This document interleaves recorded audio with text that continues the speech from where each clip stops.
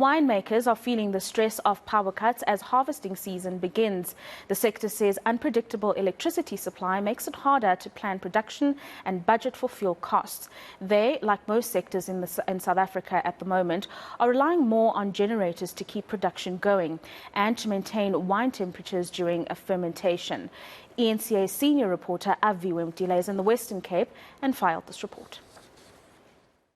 The wine industry has joined the countless voices saying the rolling blackouts are crippling business.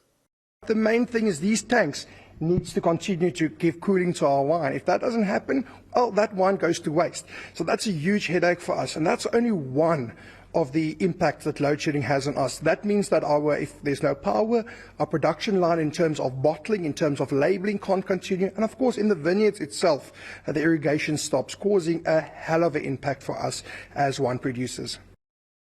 Many producers enter harvesting season this week and they fear what the power cuts will cost them.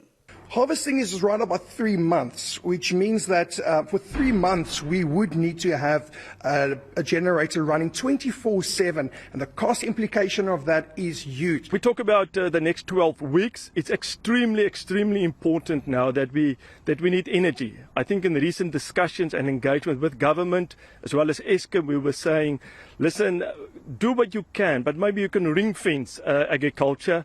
We can cope up until level 2, 3 maximum, but level 4 is really challenging. Vinpro is the mouthpiece of at least 2,500 wine producers. They hope government can help curb the blackouts, as there's only so much that the industry can pass on to consumers.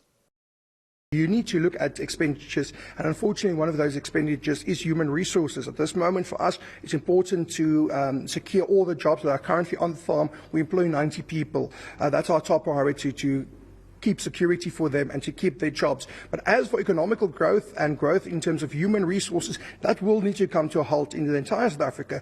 I think there's a fears of cutting jobs. I think I'm not going to stand here and say we've already done that.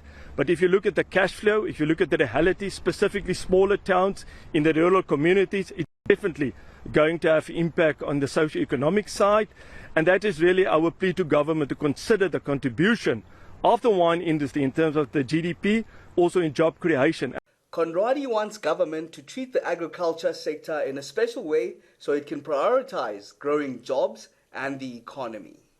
Aviwe Mtila, Paul, Western Cape.